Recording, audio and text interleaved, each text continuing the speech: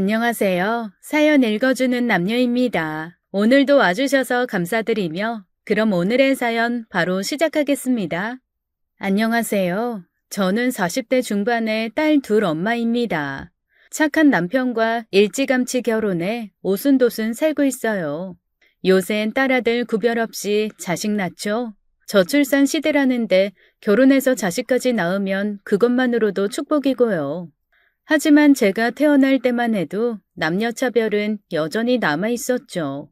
특히 우리 집에선 심했고 전 딸이라고 늘 찬밥 신세였어요. 어려서 봤던 드라마도 잊지 못하고 있네요. 탤런트 김희애 씨랑 최수종 씨가 나왔던 아들과 딸 기억나세요? 엄마 역할을 한 정혜선 씨 목소리가 여전히 기억나는데요. 딸인 후나미를 부를 땐 항상 화난 목소리였는데 아들인 귀나미를 부를 땐 그렇게 부드럽고 따뜻할 수 없었습니다. 그 드라마를 엄마는 참 좋아하셨어요. 전 그런 엄마를 이해할 수가 없었습니다. 제 눈엔 귀나미 후나미 엄마가 꼭 우리 엄마 같았거든요. 엄만 저를 꼭 후나미처럼 대하셨죠. 물론 오빤 귀하디 귀한 아들 귀남이었고요. 전 결혼해서 딸 둘을 낳았습니다. 남편 시부모님은 둘이면 됐다고 하는데 괜히 제가 미련이 남았어요. 친정 분위기 때문에 그랬는지도 모르겠어요. 무조건 아들 하는 집에서 자라서 은연중에 저도 아들을 낳아야 한다는 강박관념이 있었나 봐요. 근데 남편이 그러더라고요. 자기야, 셋째 욕심을 왜 내? 우리 하은이 하빈이면 충분해. 선유와 나무꾼도 봐. 딱 둘만 낳고 끝냈잖아. 갑자기 웬 선녀와 나무꾼? 내가 선녀랑 결혼한 나무꾼이잖아. 난 아들 없어도 정말 괜찮아. 빈말 아니고 진심이야. 우리 딸들 씩씩하게 잘 키우자. 그럼 됐지. 그렇게 자식은 둘로 끝내자 합의를 봤죠. 남편이 딸들한테 하는 거 보면 너무 행복해요. 우리 애들은 모난 데 없이 잘 자라고 있습니다. 대리 만족이라고 하나요? 전 우리 딸들 아낌받고 사랑받는 모습 볼 때 살맛이 나요. 어릴 때부터 전 지독하게 차별받고 자랐습니다. 오빤 남자고 전 여자인 게 우리 집에선 엄청 큰 차이였죠. 제가 원해서 딸로 태어난 게 아닌데도 엄만 절 대할 때 큰 잘못이라도 한 것처럼 그랬어요. 그나마 아빠는 절 챙기고 예뻐하셨죠. 아빠까지 절 구박했으면 일찌감치 삐뚤어졌을 것 같네요. 아빤 사업을 하셨고 친정집은 부유한 편이었어요. 그런데도 좋은 물건, 음식은 일단 오빠 차지였죠. 먹을 것 같고도 참 서러운 일 많았어요. 그래도 한 번씩 숨통이 트였습니다. 아빠는 가끔 저만 데리고 백화점에 가주셨거든요. 맛있는 것도 실컷 사주셨고 얘기도 많이 나눴죠. 우리 선에 이번에도 시험 잘 봤다며? 그럼 뭐해. 엄만 오빠 80점 맞았다고 속상해하는데 뭘. 나 때문에 오빠가 80점 맞은 게 말이 돼? 내가 100점 맞은 거랑 오빠가 80점 맞은 게 도대체 무슨 상관인지 모르겠어. 내가 오빠 오늘 뺏었대. 말도 안 돼. 그래. 아이, 그건 아빠가 봐도 말이 안 된다. 우리 선의 수학 100점 정말 잘했어. 자, 용돈. 사고 싶은 거 먹고 싶은 거 참지 말고. 알았어? 아, 이거 엄마한테 비밀이다. 아빠를 떠올리면 지금도 마음이 좋아요. 따뜻하고 너그러운 아빤 늘 오빠와 저에게 공평하셨죠. 밥상에서 엄마가 오빠 앞에만 굴비며 불고기를 놔도 아빤 꼭 제 몫을 챙겨주셨고 엄마를 나무라기도 했습니다. 여보, 너무 그러지 마. 당신이 아들만 너무 챙기는 거 딸한테도 안 좋지만 아들 선우한테도 안 좋아. 아, 애 성격 버린다고. 내가 뭘 어쨌다고 그래요? 선의 얘는 나무를 더 좋아해요. 애들 식성 따라 반찬 챙겨준 건데 별걸 다 트집이네요. 돌아가신 어머님 하신 말씀도 기억 안 나요? 선우 약굴로 태어났다고 튼튼하게 잘 키우라고 했잖아요. 선에는 말랐어도 강단이 있다고요. 선우야, 고기랑 밥해서 많이 먹어. 알았지? 선에 넌 웬일로 굴비에 손을 대냐? 야, 장선혜, 너 굴비 안 먹을 거면 내가 먹는다. 넌 생선을 뭐 이렇게 먹냐? 이 살 좀 다 부서지고 아깝게. 이럴 거면 그냥 먹지 말고 오빠 줘. 어허, 아이, 선의 목숨 건들지 마. 각자 2마리씩 먹는 건데 왜 동생 걸 건드려? 오빠가 돼가지고 동생한테 양보는 못할 망정. 각자 자기 거 먹어. 먹는 것 갖고 치사하게 뭐하는 짓들이야? 에이, 선혜야. 천천히 편하게 먹어라. 아빠는 언제나 든든한 방패막이가 돼주셨죠. 어린 제 눈에도 엄만 무조건 오빠 바라기였어요. 돈도 있는 집에서 저한테만 절약을 강요하고 오빤 무조건 새 것만 해줬어요. 게다가 도시락 반찬도 차별이 심했죠. 화가 나서 아침에 엄마한테 대든 적도 있어요. 물론 대들었다고 아침 대바람부터 두들겨 맞았죠. 전 서러워서 학교도 빼먹고 아빠를 찾아갔고 아빠는 엄청 화를 내셨어요. 누가 보면 절 주워온 줄 알겠다면서 다시는 그런 짓 하지 말라고 엄마를 혼내셨죠. 그 뒤 엄만 제 도시락도 오빠랑 비슷하게 싸줬어요. 아빠가 화내실까봐 억지로 그러신 것 같았죠. 가장 서운했던 건 결혼할 때였습니다. 오빠 결혼하고 2년 뒤에 제가 결혼을 했는데 그때도 엄만 막무가내였어요. 오빠는 집 사주고 차 사주고 다 했는데 저한테는 정반대였죠. 오히려 저한테 모은 돈을 내놓고 가라고 하셨습니다. 아니 선혜 넌 직장생활 몇 년 했다고 홀랑 시집을 가버리냐? 모은 돈 다 혼수에 쓰고 시집 갈 때 가져갈 거니? 다른 딸들은 모은 돈 다 주고 간다던데 넌 보고 듣는 것도 없어? 정말 펄쩍 뜰 얘기였어요. 오빠는 취업도 늦어졌고 자기 돈은 한 푼도 안 들이고 장가갔습니다. 취업 준비를 오래 해서 아르바이트조차 해본 적이 없어요. 그런 오빠한텐 집 해주고 차까지 해주더니 저한텐 오히려 돈을 내놓으란 거였죠. 더구나 새언니한텐 얼마나 잘해줬는지 몰라요. 누가 보면 새언니가 딸이라고 할 정도로 폐물이며 명품 가방까지 잘 챙겨줬거든요. 너무 기가 찼습니다. 엄마, 그런 게 어딨어.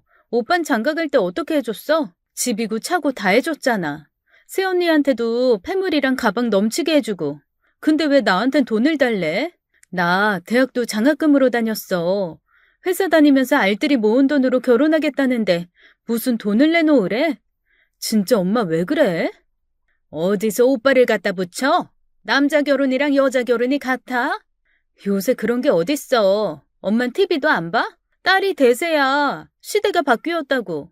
게다가 엄만 친구 딸들이랑 저를 비교했어요. 저도 그 집들 속사정 다 아는데 그 이모들은 딸들도 대학에 유학까지 다 지원해주고 혼수까지 싹 다 해준 걸로 알고 있었습니다. 딸들이 친정 부모님께 고맙고 결혼해 나가는 게 서운하니까 마음으로 돈도 드리고 가전도 바꿔드리고 한 거였죠. 근데 알맹이는 쏙 빼고 그 이모들이 받은 것만 주장하니 정말 황당했어요. 그래도 식장에 엄마 없이 들어가긴 싫어서 결국 전 알겠다고 했습니다. 엄마 그러는 거 한두 해 겪는 것도 아니고 이번만 꼭 참고 넘어가자 했어요. 할부로 신혼가전 사면서 김치 냉장고랑 세탁기, TV도 친정 걸로 하나씩 더 주문했습니다. 엄만 현금 안 내놓고 간다고 뭐라고 하셨지만 그건 무리였어요. 저 대학도 장학금 받아가며 다녔어요.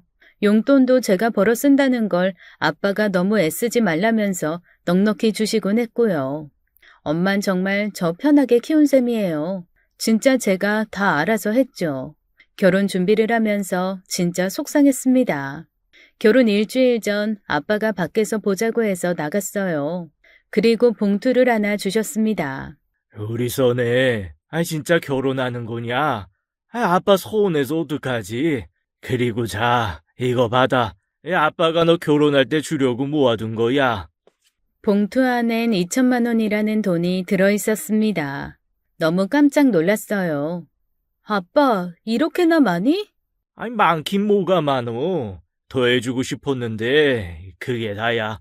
네 엄마 아직 철들려면 멀었어.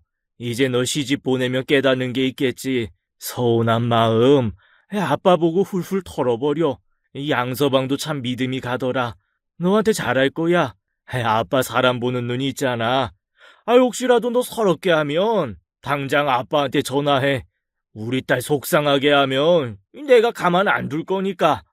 아빠, 그날 얼마나 울었는지 몰라요. 엄마 때문에 얼어붙은 마음이 아빠의 따뜻한 사랑에 싹 다 녹더라고요.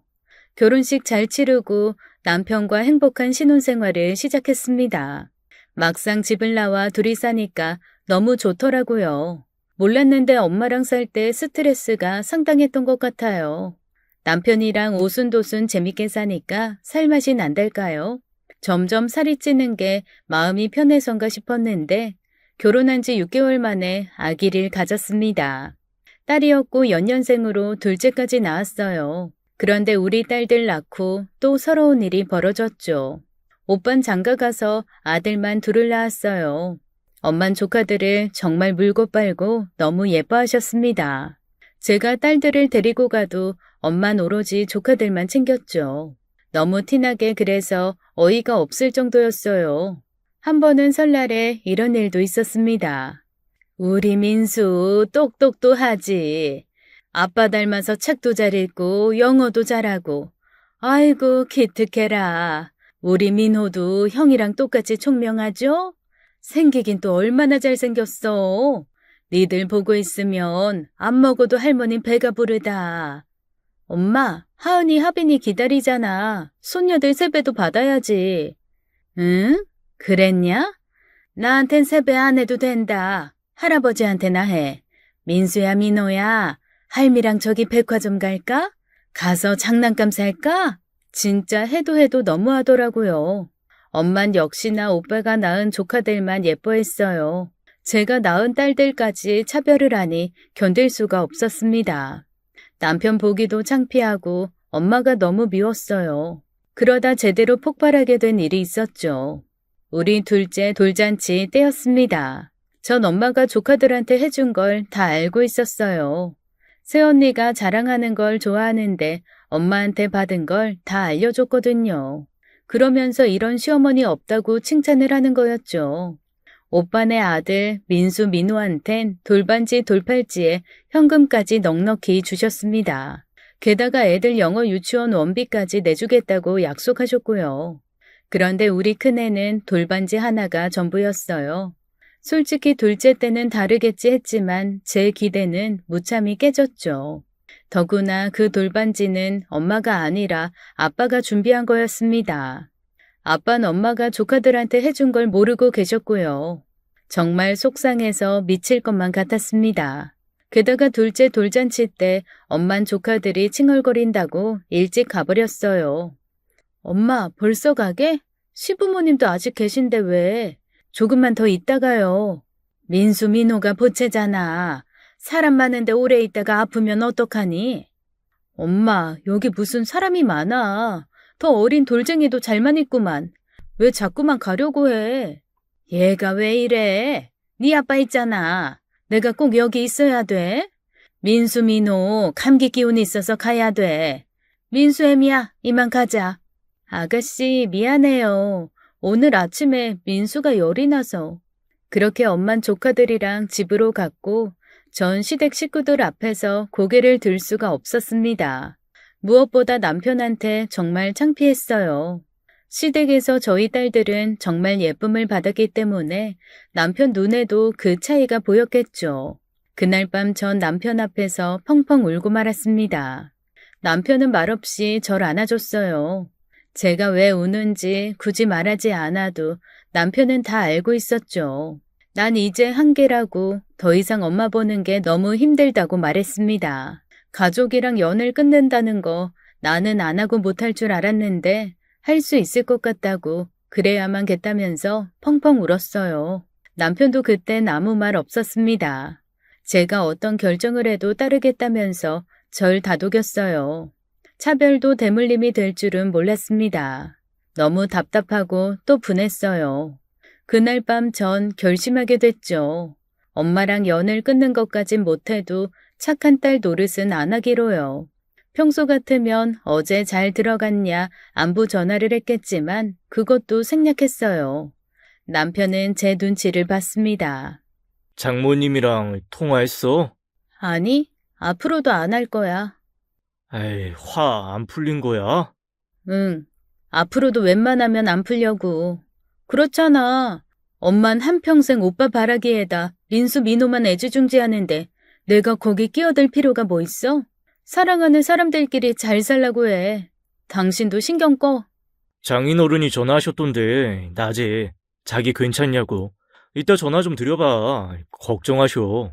그때 전 아빠와도 통화하기가 싫었어요. 아빠가 잘못한 건 없지만 친정 식구가 다 보기 싫었습니다. 딸이라는 이유로 차별받은 일들이 한꺼번에 떠올랐죠. 제가 연락을 안 하니까 아빠는 문자를 보내셨어요. 푹 쉬라고 돈도 보내주셨고요. 전 걱정 마시라는 문자만 드리고 말았습니다. 친정이 꼭 제 족쇄 같았어요. 이럴 거면 날 왜 낳았는지 나도 자식 낳고 살지만 오히려 더 이해가 안 됐죠. 우리 딸 하은이 하빈이를 보면 너무 사랑스러운데 단지 딸이라는 이유로 날 구박한 엄마와 그런 엄마를 방치한 아빠가 미웠어요. 오빠도 꼴 보기 싫었고요. 전 남편이랑 제주도로 여행을 떠났습니다. 탁 트인 바다랑 하늘을 보니까 답답한 마음도 풀리더라고요. 제주도에 다녀와선 시댁으로 갔고요. 어머님이랑 같이 저녁을 준비하는데 오빠한테 연락이 왔습니다.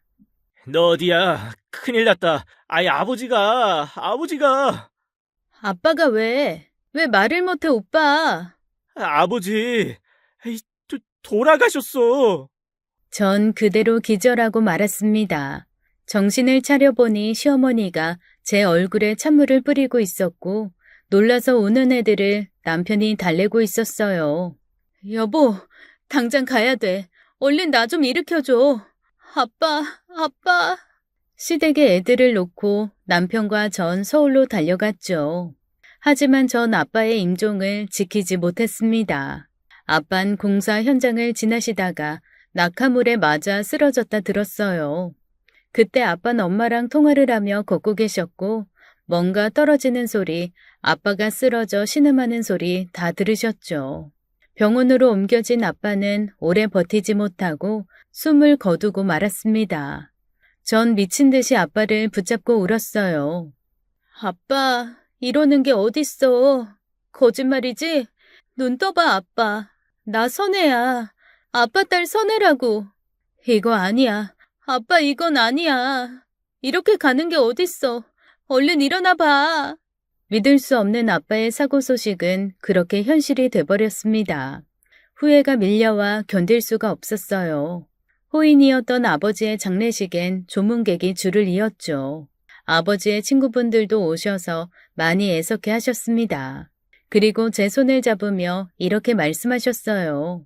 선혜, 너 알고 있냐? 네 아버지 툭하면 네 자랑을 했어. 야무지고 똑똑하다고. 자기 닮아 그릇이 크다고. 알고 있어?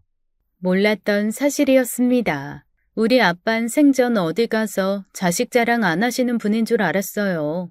그리고 또 한 가지 놀랄 만한 사실을 알게 됐죠. 아빠는 숨을 거두기 전 엄마한테 이렇게 말씀하셨대요. 저한테 잘하라고 딸 좀 잘 챙겨주라고요. 아빠와 마지막 통화는 녹음이 돼 있었어요. 엄마가 뭘 잘못 눌러 그렇게 된 거죠.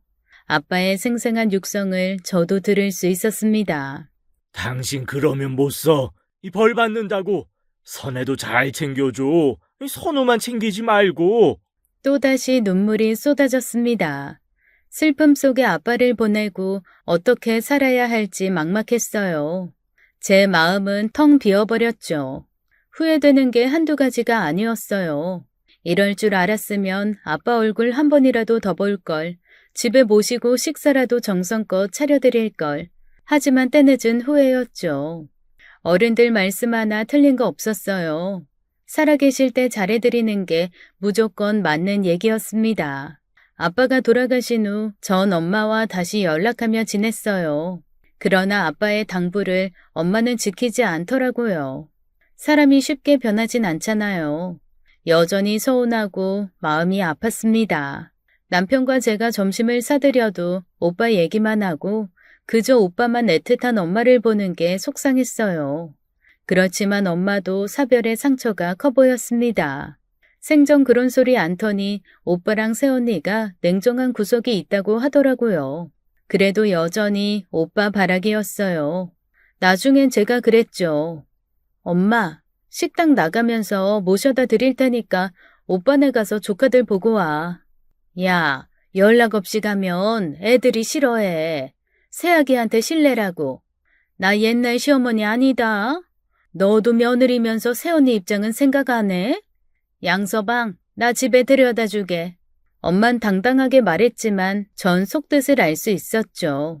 연락 없이 가면 오빠랑 새언니가 눈치 주니까 괜히 그러는 것 같았어요. 그렇게 아들 하지만 아들 집에 드나드는 건 쉽지 않은 엄마의 현실에 쓴 웃음이 나왔습니다. 차츰 시간이 지나고 엄만 혼자 사는 생활에 적응하신 것 같았어요. 어느 날 뜻밖의 연락을 받았습니다. 엄마가 교통사고로 허리와 골반을 다치신 거였어요. 많이 놀라기도 했지만 뒷일이 더 큰일이었습니다. 엄만 병원에 입원해야 했고 통증 때문에 쉽게 움직이지 못하셨죠. 간병해야 할 사람이 필요했는데 오빠와 새언니는 맞벌이 부부였어요. 엄마 일로 모였을 때 초장부터 못을 딱 박더라고요. 회사에 다녀야 해서 엄마를 돌볼 수 없다고 저만 바라보는 거 있죠. 전 집에 있으면서 딸 둘을 보는 상황이었죠. 오빠와 새언니는 저한테 엄마를 부탁했어요. 분위기를 처음부터 그렇게 몰고 가더라고요. 지금 너 아니면 누가 해? 거동 못 하시는 분, 간병비 어마어마한 거 알지? 또 엄마가 간병인 모르는 사람 붙는 거 싫다잖아. 선을 네가 좀 해라. 나 이제 곧 승진이고 이 사람도 이제 막 일 많은 부서에 발령 났어. 우리 둘 다 휴직은 말도 못 꺼낸다고. 우리 애들은 어떻게 하고? 방법을 찾아봐야지. 뭐 난들 뾰족한 수 있겠어? 정 어려우면 네 시댁에 말씀 좀 드려보던지. 정말 황당했어요. 남편은 제 얘기를 듣더니 먼저 시부모님께 말을 꺼내줬습니다. 인품 좋으신 시부모님은 애들 걱정 말라면서 절 다독여 주셨고요. 엄만 병원에 입원하셨다가 저희 집에 와서 지내셨어요. 제가 엄마 모시고 병원에 다녔고요. 그때 처음으로 엄마가 저한테 좀 다정하셨죠. 고맙다면서 역시 딸이 최고라는 말까지 해서 놀랐습니다. 선혜야, 엄마 찜질팩 좀 데워다오. 병원 좀 다녀왔다고 기운이 쭉 빠지는 게 힘들어 죽겠다. 이거 원 나으려고 다니는 건지 뭔지 알 수가 없다니까. 엄마, 이왕 치료받는 거 좋은 마음으로 받아야 빨리 낫지. 찜질팩 어디 대줄까? 엄마가 찾을 줄 알고 미리 데워왔어. 에구 시원하다. 역시 딸이 최고로구나. 딸이 이렇게 잘하는데 간병인이 내 마음에 들었겠어? 누우니까 좀 살겠다. 고맙다 선혜야. 점심은 뭐 먹냐 우리? 어제 먹은 갈비탕 남았어? 갈비탕? 엄마 드실 건 있어요. 곧 차려드릴게. 엄마는 걱정했던 것보다 회복이 빠르셨지만 속상한 일도 있었죠. 시간이 지날수록 전 오빠가 너무너무 얄미웠어요. 저 혼자 엄마 간병하고 통원 치료할 때 모시고 다니는 동안 오빠는 단 한 번도 엄마를 병원에 모셔간 적이 없었습니다. 전화도 자주 안 했고요. 그건 새언니도 마찬가지였지만 새언니를 원망하고 싶진 않았어요. 하지만 아무리 바빠도 하루는 휴가를 낼 수 있잖아요. 주말에도 들여다볼 수 있고요. 오빠가 오면 저도 한숨 돌릴 수 있고 길게 쉴 수도 있는데 오빠랑 새언니는 그런 쪽의 배려는 전혀 없었어요. 엄마가 집에서 통원치료 시작할 때 딸들을 시댁에서 데려왔습니다. 딸들 보랴 엄마 간병하랴 정신이 없다 보니 가끔 속마음도 튀어나왔죠. 피곤하고 힘들다고 하면 엄만 꼭 이렇게 말했어요. 힘들다고 괜히 오빠한테 연락하고 그러지 말어. 회사에서 얼마나 바쁘겠냐. 네가 고생한 김에 끝까지 좀 해. 엄만 서운하지도 않아? 오빠, 엄마 다친 뒤에 코빼기도 안 비추잖아. 그래도 우리 선우 그 소리가 나와? 난 얄미워 죽겠는데. 너랑 걔랑 같아? 걘 가장이잖아. 네가 이해해야지. 내가 언젠 이해 안 했어? 그리고 가장이라는 것도 옛날 개념이야. 새언니 똑같은 직장에서 연봉도 비슷하게 벌잖아. 오빠 혼자 일해? 그래도 그런 게 아니다. 엄마 앞에서 오빠 뭐라 하지 마. 듣기 싫으니까. 순간순간 울컥할 때도 많았어요. 그래도 엄마를 외면할 순 없었죠. 아빠 돌아가시고서 엄마 혼자신데 제 입장에선 엄마한테 소홀하기가 쉽지 않았습니다. 클 때 차별받고 억울한 건 어차피 지나간 일이고 이제 잘 지내고 싶었어요. 아프실 때 보니까 엄마도 안쓰럽고 저 역시 꽁꽁 사무친 마음 풀고 싶었죠. 엄마야 한평생을 아들아들하면서 사셨으니 그러려니 해야 하는 부분도 있었고요. 무엇보다 저한텐 착한 남편과 인품 좋으신 시어머니 그리고 든든한 딸들이 있었습니다. 어릴 때처럼 엄마 아빠만 바라보는 처지가 아니라서 마음의 여유가 생겼달까요? 불쑥불쑥 힘들다가도 남편이랑 대화로 풀고 딸들 예쁜 집 보면서 웃으며 흘려보냈죠. 엄만 저희 집에서 허리 다 나으셔서 집으로 돌아가셨어요. 웃긴 건 엄마가 집에 돌아가신 날 오빠한테 문자가 한 통 왔더라고요. 수고 많았다. 그게 끝이었습니다. 엄마 아프신 동안 오빠랑 저 똑같이 비용을 부담하고 엄마가 든 보험으로도 치료비를 막았지만 저희 집에서 생활하시다 보니 솔직히 제 돈은 더 나갔어요. 그래도 생색내기 싫어 입 다물고 있었는데 돌아오는 건 성의 없는 문자 한 통이었죠. 아주 뻔뻔하셔. 그래, 잘 먹고 잘 살아라. 오빠는 원래 얄미운 캐릭터라 기대도 없었지만 이번 일로 정말 학을 뗐습니다. 자기밖에 모르고 인정머리 없는 모습, 꼴도 보기 싫고 말도 섞기 싫어서 엄마 가시고 난 뒤엔 특별한 일 아니면 연락도 안 했어요. 새언니한테도 특별히 바라는 것 없었고요. 엄마 나아지셨으니 각자 생활 잘하면 그게 최고다 생각했죠. 전 다시 우리 딸들 키우고 남편 내조하며 정신없이 지냈어요. 그리고 3년쯤 지났을 때였습니다. 엄마한테 전화가 왔는데 울고 계셨어요. 선혜야, 일을 어쩌면 좋냐? 네 아빠가 엄마 부르나 보다. 엄마 암이래. 위암. 뭐라고? 엄마 지금 어디야? 어느 병원이에요? 아니 몸이 그렇도록 여태 뭐 했어? 내가 당장 갈게. 엄마 거기서 기다려요. 그날 저녁 친정집에 온 가족이 모였습니다. 엄마는 울고 분위기는 침울했어요.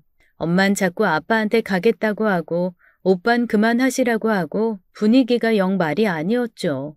너무 속상해서 앉아있는데 오빠가 대뜸 저한테 이러는 거였어요.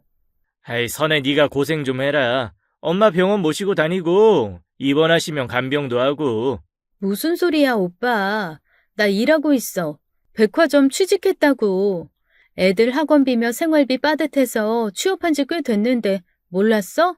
이런 일은 상의를 해야지. 왜 일방적으로 그래? 애들 학원비가 얼마나 되는데 그래. 매제 돈 별로 못 벌지. 월급으로 학원비도 커버가 안 돼? 왜 그렇게 말해? 하은 아빠도 하지 말라는 걸 내가 우겨서 하는 거야. 왜 우리 남편 무시해? 오빠가 뭔데? 이번엔 번갈아 가면서 해. 나도 힘들어. 지난번에도 쉽지 않았고. 간병이 그렇게 쉬운 줄 알아? 다행히 남편이 없었기 망정이지 있었으면 싸움 날 뻔했습니다. 불난데 기름 붓는다고 엄마까지 한술 더 떴어요. 제가 백화점 알바하는 거 마음에 안 들었다면서 몸도 약한 애가 나가서 일은 왜 하냐고 타박을 하더라고요. 일 관두고 다시 간병하라고 그게 낫지 않냐고 하는데 말문이 막혔습니다. 새언니는 아예 손을 떼고 강 건너 불구경이었고요. 엄만 결국 화를 내셨습니다. 이럴 거면 니들 집에 가. 자식 애명 걸면 키운 거 다 소용없다.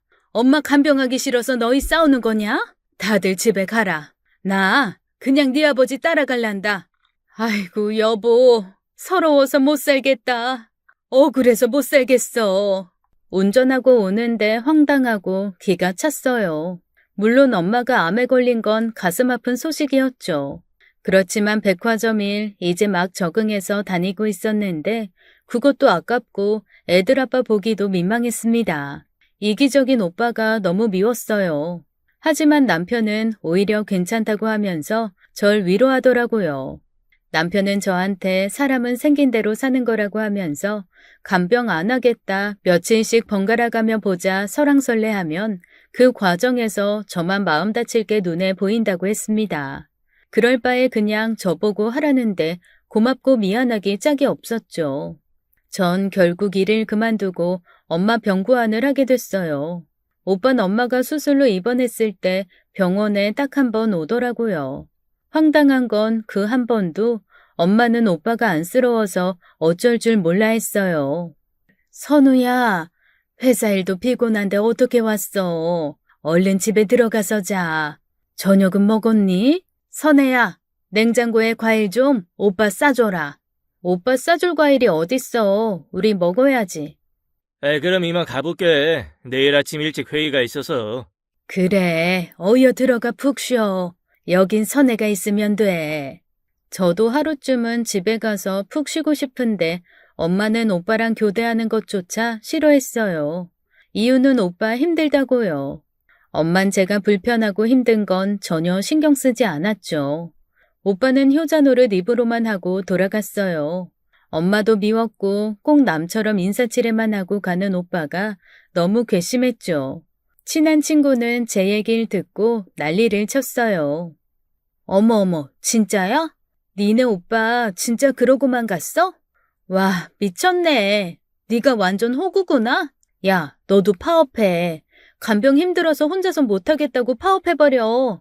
나도 그러고 싶어. 근데 엄마는 어떡해? 나 아니면 돌봐줄 사람도 없고 간병이는 엄마가 싫다고. 아, 답답해 죽겠다. 나 같으면 벌써 뒤집어 엎었어. 니네 오빠 생각할수록 얄밉고 괘씸하다. 나중에 친정엄마한테 생색 제대로 내야 한다. 재산 나눌 때 입 꾹 다물고 있지 말고. 엄마 병간호 몇 년 했고 얼마나 힘들었는지 팍팍 어필하라고. 알았어? 지칠 때마다 친구랑 통화하고 남편 도움 받아가면서 엄마 간병을 해나갔죠. 다행히 엄만 수술도 잘 받으셨고 항암도 잘 받아서 결국 완치 판정까지 받게 되셨습니다. 그러면서 5년이라는 시간이 흘렀네요. 엄마 항암하실 때도 저희 집에 계셨어요. 입이 다 헐고 음식 못 드실 때도 제가 다 뒷바라지를 했죠. 항암약이 잘 안 맞아 온갖 고생 다 하실 때도 늘 제가 곁에 있었습니다. 완치 판정 받기까지 5년 동안 최선을 다한 것 같아요. 그렇게 엄마를 보내고 집에 누워있는데 눈물이 흘렀습니다. 남편은 그런 제게 수고했다며 앞으론 집에서 푹 쉬면서 하고 싶은 일 찾아보라고 하더라고요. 딸들도 제 곁으로 오더니 팔다리 안마를 해주면서 꼭 안아줬고요. 이젠 정말 힘든 일은 다 지나갔다 싶었죠. 오빠랑도 통화했는데 그 인간은 여전히 변함이 없었습니다. 딱히 저한테 고마워하는 것 같지도 않았어요. 이번엔 전과는 다르게 백화점 상품권 정도는 보내주더라고요. 어떻게 생각하면 참 편한 인생이었습니다. 힘들고 어려운 건 다 제가 도맡아 해주니 얼마나 좋겠어요. 엄마는 완치 판정을 받고도 저한테 앓는 소리를 자주 하셨습니다. 남편 말처럼 홀가분하게 쉬면서 하고 싶은 일을 찾고 싶었는데 엄만 그런 여유도 허락해주지 않았죠. 점점 엄마가 버거워졌고 오빠에 대한 원망도 커져만 갔어요. 그리고 우리 남편에게 위기가 찾아왔습니다. 잘 다니던 직장에서 잘리게 된 거였어요. 사정이 안 좋아진 회사에서 구조조정을 하게 되면서 떨어져 나온 거였죠. 제 남편만 당하는 일은 아니었습니다. 오빠도 구조조정 여파로 회사에서 잘렸고 엄만 그때부터 또 눈물바람이었어요. 사위 구조조정 당한 건 관심도 없고 그저 아들만 큰일 났다고 난리였어요. 그리고 알게 됐죠. 오빠에게 엄마가 매달 300씩 주기로 했다는 것을요. 엄마, 잠깐만. 지금 뭐라고 했어? 300? 이게 무슨 소리야? 생활비로 엄마가 오빠한테 달마다 300씩을 준다고? 그래. 안 그럼 오빠가 어떻게 사니? 민수, 민호도 한참 가르쳐야 하는데 이렇게 줄 수 있어서 얼마나 다행인지 몰라. 나까지 손가락 빨고 있었어 봐. 우리 선우 애처로워 죽겠네. 엄마, 그건 아니지. 오빠네만 구조조정 당했어? 양서방도 지금 같은 상황이야. 어떻게 오빠는 300씩 주면서 우리한텐 말 한마디가 없어? 엄마 암투병 하는 내내 우리 집에 있었잖아. 양서방이 얼마나 잘했어. 진짜 엄마 너무하네. 나 양서방한테 거짓말 못하는 거 알지? 이 얘기 분명 하게 될 텐데 그때 엄마 사위 얼굴 어떻게 볼 거야? 엄만 약간 당황하면서 핑계를 대셨죠. 오빠네 상황이 괜찮으면 우리도 줄 텐데 그 정도 여유는 없다는 거였어요. 그건 논리적으로 말이 안 되는 얘기였죠. 반씩 나눠서라도 줄 수 있는 건데 엄만 300을 우리한테 쪼개줄 마음이 요만큼도 없는 거였어요. 속이 많이 상했고 씁쓸했죠. 화를 내는 것도 한두 번이지 엄마의 끝없는 아들 사랑에 저도 지쳐만 갔습니다. 시간이 조금 흐른 뒤 남편과 오빠가 직장을 다시 잡게 됐습니다. 그래서 그 일도 유야무야 됐죠. 시간은 흘러 엄마 연세가 68이 됐을 때였어요. 엄만 점점 몸이 쇠약해져 갔습니다. 그때쯤 오빠가 증여 얘기를 꺼냈어요. 꼭 기회를 노리고 있었던 것처럼 툭 얘기를 꺼냈는데 상황이 자연스럽진 않았습니다. 상속받을 재산 생각을 오빠는 아주 오래전부터 해온 것 같았어요. 엄마는 오랫동안 생각해 왔다며 말을 꺼내셨죠. 선우는 장남이니까 오피스텔 3채, 아파트 2채, 경기도에 있는 땅 300평을 주마. 그리고 엄마가 죽기 전까지 먹고 살 돈은 있어야 하니 일산에 있는 상가 2개는 갖고 있다가 그건 선혜한테 상속하마. 오빠랑 새언니는 엄마 얘기 듣고 표정 관리를 못하더라고요. 너무 좋아서 삐죽삐죽 웃는데 뒤통수를 한 대 갈겨주고 싶었습니다. 오빠가 받는 것에 비하면 상가 2개는 진짜 작은 거였어요. 누가 봐도 형평성이 없었죠. 뭐라고 말을 하긴 해야겠는데 어이가 없어서 저도 웃음만 나왔습니다. 사태를 심각하게 만들려면 얼마든지 그럴 수 있지만 뭐 크게 예상 못한 일도 아니었어요. 또 그 상가 2개의 자산 가치도 적은 건 아니었습니다. 오빠한테 증여한 땅, 아파트 오피스텔에 비하면 새 발에 피었지만 친정 엄마가 오래 갖고 있던 상가고 임대 수입 괜찮았어요. 그래도 꼭 한마디는 하고 싶었죠. 역시 그렇게 아들아들하더니 이거 봐. 엄마 재산 이렇게 가른 거. 남들이 들으면 욕해. 욕하든 말든 무슨 상관이냐? 그 상가 2개 다 노른자 땅에 있는 알짜배기라 쏠쏠한 거 알잖냐. 그리고 선우는 민수 민우 장가 보내야 할 거 아냐? 아들들 집 한 채씩은 마련해줘야지. 그만해 엄마. 애들 얘기까지 넘어가지 맙시다. 나 속상하니까. 네가 속상하게 뭐가 속상해? 아예 안 준다는 것도 아니고. 이 소식을 듣고 친척들과 제 친구들이 난리였죠. 이건 아니라면서 저한테 가만히 있지 말라고 했어요. 요새 딸아들 차별을 누가 그렇게 하냐고. 오빠도 그렇고 엄마가 준다고 해도 오빠가 나서서 동생한테 더 주자고 해야 맞는 거라고 난리들이었어요. 고모들 큰아버지부터 동창이며 하다못해 동네 친한 친구까지 입에 거품을 물었습니다. 전 다 귀찮았어요. 엄마 저러시는 거 한두 번도 아니고 역사가 유구한 일인데 일을 더 크게 만들고 싶지도 않았습니다. 오빠 역시 마찬가지였고요. 생각이 똑바로 바뀐 사람이면 엄마 간병할 때 그렇게 무심하진 않았겠죠. 엄마가 그렇게 귀하게 키운 아들은 자기밖에 모르는 괴물이 돼 있었어요. 전 그 괴물과 진흙탕 싸움을 하고 싶지 않았습니다. 남편도 그런 제 생각을 존중해줬어요. 그래도 전 남편 앞에서 면목이 없었죠. 여보, 미안해. 네가 뭐가 미안해. 아이, 그런 소리 왜 해? 그래도 엄마 아플 때마다 내가 간병하고 우리 집에서 통원 치료하면서 당신도 힘들고 불편했던 거 다 알아. 그 상가 받으면 당신 하고 싶은 거 해. 당구 좋아하니까 당구장을 차리던지. 암튼 노후에 당신 좋아하는 거 하면 어떨까? 아이고, 이 맹꽁이. 네 걸 왜 나한테 줘? 이건 내 몫이다 하고 나한테도 모른 척하고 있어야지. 착한 것도 병이다, 병. 그 이상한 증여 후에도 엄만 아플 때마다 저를 찾았죠. 저도 사람인지라 엄마를 보는 심정이 복잡했어요. 그래도 어쩝니까? 저 아니면 돌볼 사람이 없는데 무릎이 많이 아프시다고 해서 병원에 모시고 갔습니다. 의사 말로는 연골이 닳아서 인공관절 수술이 필요하다고 하더라고요. 오빠는 그러냐고 잘 받으시라고 하더니 감감무소식이었습니다. 관절 수술을 하는 동안 엄마는 저희 집에 계셨고 근처 병원에서 수술을 하셨어요. 집에서 회복하시면서 외래 있을 때마다 모시고 다녔습니다. 고맙다, 선혜야. 이래서 딸이 있어야 돼. 늙어서 아플 때 돌봐주는 건 딸밖에 없다. 근데 오빠한텐 전화 왔니? 요새 부쩍 피곤해 보이던데 먼저 전화 오기 전에 연락하지 마라. 괜히 신경 쓴다.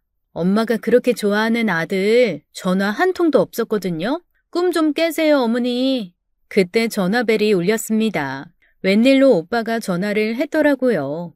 엄만 한박 웃음을 지으면서 전화를 받았습니다. 그리곤 이렇게 말씀하셨죠.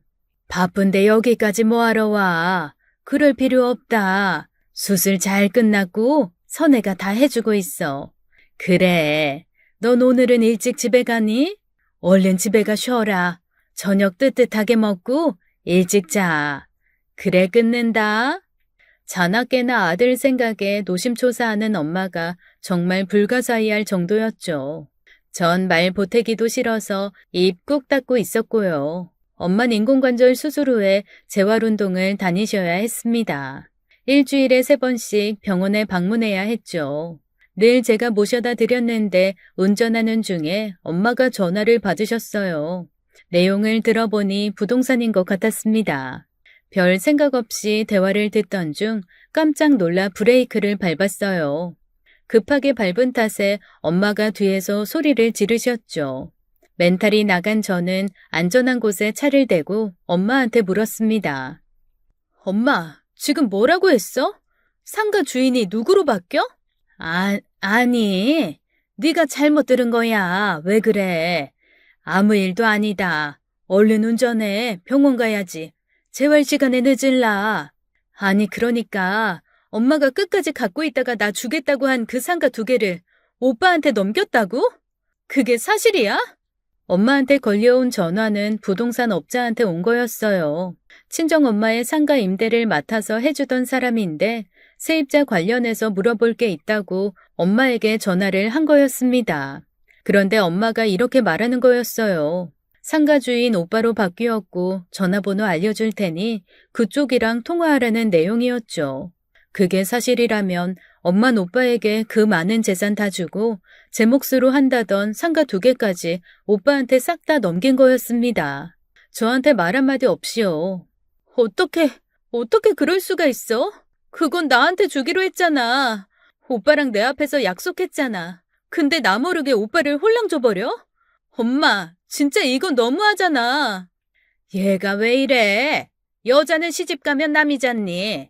대를 이을 오빠한테 주겠다는데 뭐가 그렇게 억울해? 억울해 미치겠다고. 엄마 어떻게 그럴 수 있어? 내가 엄마한테 어떻게 했는데? 내 재산 내 아들 주겠다는데 네가 무슨 상관이야? 여자는 시집 가면 그 집 귀신 되는 거야, 이거사. 왜 친정 재산을 탐내? 너무 그러는 것도 보기 싫다. 엄마, 지금까지 오빠 하는 거 보고도 몰라? 엄마 죽으면 오빠가 제사라도 지내줄 것 같아? 지내도 내가 지내. 챙겨도 내가 챙긴다고. 아직도 모르겠어? 엄마 교통사고 났을 때, 위암 투병할 때, 그리고 지금까지 엄마 병수발 내가 다 했어. 횟수로만 따져도 8년이 넘어가. 엄마 힘들 때 옆에 있었던 건 나라고. 왜 그렇게 나를 몰라주냐고. 그런 소리 마라. 엄마 아플 때 자식이 돕는 건 당연하지. 그런 걸로 생색을 내니? 잔소리 말고 얼른 운전이나 해. 병원 시간 벌써 지났잖아. 친정엄마 온갖 병수발은 내가 다 했는데 전 재산을 아들에게 홀랑 주는 엄마를 보고 전 말할 수 없는 배신감을 느꼈습니다. 남이면 병간호 그렇게 해주고 월급이나 받았겠죠. 아예 남보다 못한 취급을 받으니 피가 거꾸로 솟더군요. 결국 그날 병원엔 못 가게 됐습니다. 도저히 엄마랑 같이 있지를 못하겠더라고요. 엄만 저 때문에 치료 놓쳤다고 잔소리를 하셨고요. 집에 돌아오는 길이 지옥 같았습니다. 집에 와서도 방에 틀어박혀 엄마 저녁도 챙기지 않았어요. 전 못 마시는 소주를 마시면서 지난 세월을 되돌아봤죠. 남편과 어린 딸들 희생시켜가며 엄마를 돌봐왔어요. 그 8년이 넘는 시간들이 너무 아깝고 한스럽게 느껴졌습니다. 생각할수록 화가 치솟아 견딜 수가 없었죠. 힘들 땐 딸 이용해 먹고 재산은 아들에게 몰빵하는 엄마를 도무지 이해할 수도 용서할 수도 없었습니다. 남편이 심상치 않은 분위기를 느꼈는지 저한테 조심스럽게 물었어요. 왜 그래? 장모님이랑 무슨 일 있었어? 여보, 나 너무 억울해. 이번만큼은 나 참으라고 하지 마. 엄마가 끝까지 갖고 있다가 나 준다고 했던 상가 있지? 그거 나 모르게 오빠 홀랑 다 줘버렸대. 그게 말이 돼? 엄마 교통사고 났을 때랑 암투병 할 때, 이번에 무릎 수술할 때도 곁에 있었던 건 나잖아. 엄마가 힘들 때 내가 외면한 거 봤어? 근데 이게 뭐야? 배신만 당했잖아. 내가 어디 돈이 받고 싶어서 그래? 당신은 알지? 내 마음 알지? 전 남편한테 안겨서 펑펑 울었습니다. 그때만큼은 착한 남편도 아무 말 못하더라고요. 곁에서 제가 하는 걸 다 지켜봤기 때문에 남편도 화가 났겠죠. 그날 밤을 꼴딱 새고 전 결심을 했어요. 밑빠진 독에 물 붓는 것처럼 엄마한테 저만 잘할 순 없었죠. 엄마에 대한 일방적인 짝사랑을 이젠 그만두기로 결심했어요. 며칠 후 엄마가 나간 사이 전 비밀번호를 바꿨습니다. 그리고 현관문 밖에서 엄마를 기다렸죠. 문 앞에 나와 있는 절 보고 엄마가 뭐 하냐고 묻더라고요. 전 대답 대신 엄마에게 쪽지 한 장을 쥐어줬습니다. 거기 적힌 건 6자리의 숫자였어요. 이게 뭐냐? 혹시 로또 번호야? 어젯밤 꿈에 아버지가 나와서 불러주든? 아니, 이거 오빠네 집 비밀번호야. 여기 엄마 짐 다 싸뒀으니까 오빠네 집에 가세요. 난 출가 외인이라며. 남이라는 얘기잖아. 대를 이어줄 오빠네 집에 가면 될 걸 왜 남의 집에 와서 있어? 난 이제 엄마 병수발 안 할 거야. 다 오빠한테 맡기고 거기서 행복하게 사세요. 너 엄마가 싫은 소리 좀 했다고 이러는 거니? 기가 막혀서 원. 그래 간다. 어디 너 아니면 엄마가 거리에 나앉기라도 한다든? 욕심도 사납다. 기집애가 어디 오빠 재산을 넘봐? 창피한 줄 알아야지. 전 그 길로 자동차를 몰고 백화점으로 내뺐습니다. 백밀러로 보니까 엄마 무지 열받은 것 같았죠. 늘 제 차로 엄마를 모시고 다녔는데 제가 없으니 택시를 부르셨겠죠. 간만에 백화점에서 쇼핑을 하고 있는데 오빠한테 전화가 왔습니다. 야, 장선혜, 너 미쳤어? 당장 엄마한테 와서 사과해. 어디 엄마를 이 한겨울에 내쫓아? 야, 네가 자식이야? 사람이야? 어이가 없었습니다. 오빤 사태 파악을 전혀 못하고 있었어요. 이봐요, 장선우 씨. 오빠면 다야? 오빠 노릇한 게 뭐 있는데 감히 누구한테 화를 내? 여태 힘든 거 다 내가 대신해줬는데 고맙다, 잘했다, 칭찬은 못해줄 망정. 뭐? 재주는 여태 내가 부리고 돈은 오빠가 다 벌었지? 엄마가 나는 출가 외인이래. 남이라잖아.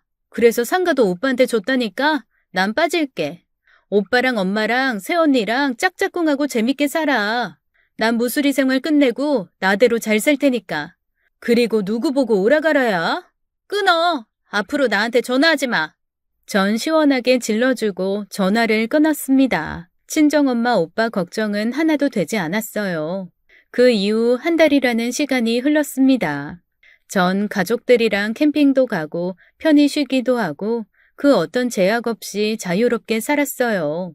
주중에는 낮 시간에 할 수 있는 알바도 찾아서 소소하게 주머니도 채우고 있었고요. 너무 홀가분하고 좋더라고요.